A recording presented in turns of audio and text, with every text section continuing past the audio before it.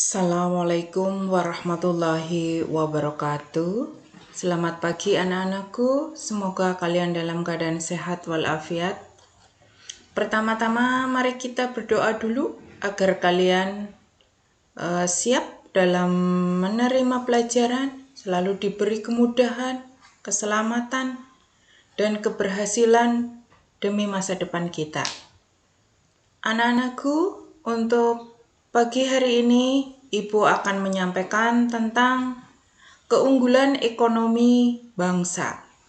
Tujuan pembelajaran kali ini yaitu setelah mempelajari materi ini, siswa diharapkan mampu yang pertama menjelaskan keunggulan di bidang ekonomi, yang kedua memberikan contoh keunggulan di bidang ekonomi.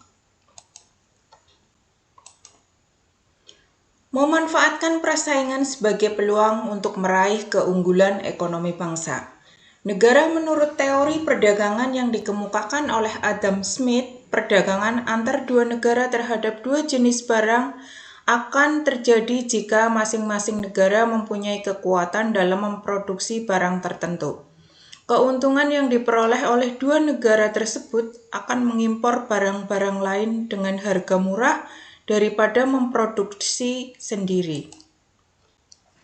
Negara melakukan spesialisasi dalam menghasilkan barang yang efisien dibandingkan dengan negara lain dan melakukan perdagangan internasional dengan negara lain yang mempunyai kemampuan spesialisasi pada produk yang tidak dapat dihasilkan oleh negara lain secara efisien.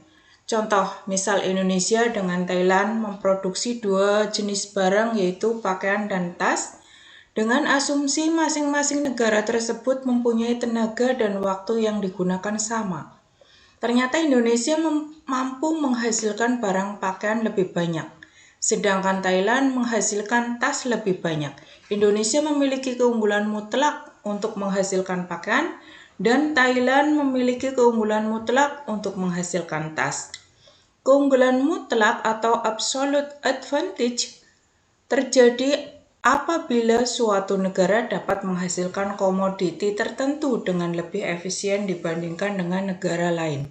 Keuntungan mutlak adalah keuntungan yang diperoleh negara karena negara tersebut mampu memproduksi barang dengan biaya murah dibandingkan dengan negara lain. Menurut David Ricardo, perdagangan internasional terjadi apabila ada perbedaan keunggulan komparatif atau comparative advantage, menyatakan bahwa suatu negara mampu menghasilkan barang dan jasa lebih banyak dengan biaya murah daripada negara lain. Sebagai contoh, Indonesia mampu memproduksi kopi atau sawit secara murah, tetapi tidak mampu memproduksi timah seperti halnya Malaysia yang bisa memproduksi timah dengan murah. Ini artinya Indonesia memiliki keunggulan komparatif dalam memproduksi kopi atau sawit, dan Malaysia memiliki keunggulan komparatif dalam memproduksi timah. Keuntungan komparatif yaitu dapat meningkatkan standar kehidupan dan pendapatannya jika negara tersebut melakukan spesialisasi produksi barang atau jasa yang memiliki produktivitas dan efisiensi tinggi. Komoditas unggulan yang dapat memberikan kontribusi bagi pasar dunia antara lain minyak sawit, karet, kopi, robusta, beras, kakao, cengkeh, rempah-rempah, timah, batu bara, emas, tembaga, nikel, bauksit, biji besi, tekstil, dan kertas. Komoditi unggulan disebut merupakan hasil pertanian dan perkebunan, hasil tambang, dan hasil industri. Pengembangan pusat-pusat keunggulan ekonomi untuk kesejahteraan masyarakat. Yang pertama, pusat-pusat keunggulan ekonomi yaitu PT Freeport.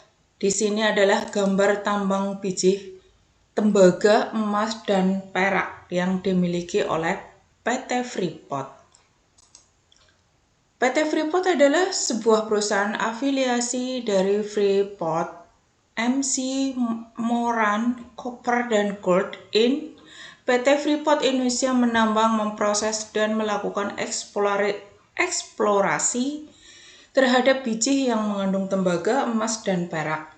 Beroperasinya daerah dataran tinggi di Kabupaten Mimika, Provinsi Papua, Indonesia, Freeport Indonesia memasarkan konsentrat yang mengandung tembaga, emas, dan perak ke seluruh penjuru dunia. B. Perusahaan Tambang Minyak Negara atau PTMN, perusahaan-perusahaan minyak asing telah membangun kilang minyak di beberapa tempat di Indonesia seperti Wonokromo, Pangkalan Berandan, Cepu, Balikpapan, Pelaju, dan Sungai Gerong. Kilang minyak adalah pabrik atau fasilitas industri yang mengolah minyak mentah menjadi produk petroleum yang bisa langsung digunakan maupun produk-produk lain yang menjadi bahan baku bagi Indonesia Petrokimia. Ini adalah gambar perusahaan kilang minyak. Contoh kilang minyak di Indonesia, yang pertama adalah kilang minyak Pangkalan Berandan. Kilang tersebut milik Pertamina dengan nama Pertamina Unit Pengolahan. Pangkalan Berandan berada di Sumatera Utara. Yang kedua adalah kilang Dumai atau Sei Pakning di Riau, 3 kilang Cilacap, 4 kilang Balikpapan, 5 kilang Kasim di Desa Malaban, Kecamatan Seget, Kabupaten Sorong, Papua. Yang keenam adalah kilang Balongan dari Indramayu, Jawa Barat, 7 kilang Cepu. Batik Indonesia, dilihat dari tekniknya, batik dibagi menjadi 3, yaitu batik tulis, merupakan kain yang dihiasi dengan tekstur dan corak batik yang menggunakan tangan. Satu kain batik dapat dihasilkan dengan waktu kurang lebih 2-3 bulan. Yang kedua adalah batik cap, adalah kain yang dihias dengan tekstur dan corak batik yang dibentuk dengan cap, biasanya terbuat dari tembaga. Butuh waktu 2-3 hari untuk pembuatan batik ini.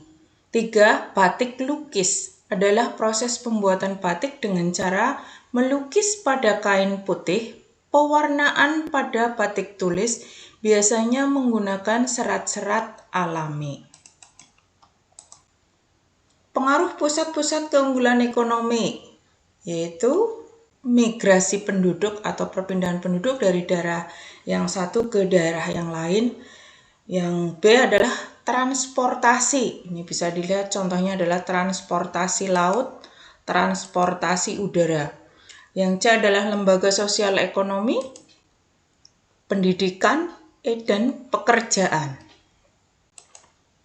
Tugas untuk anak-anakku nanti yang pertama yaitu sebutkan jenis batik dan nama batik yang ada di daerahmu. Yang kedua, beri contoh produk unggulan yang ada di daerahmu. Ditulis di buku, nanti dikirim ke WA Ibu. Sekian, terima kasih. Wassalamualaikum warahmatullahi wabarakatuh.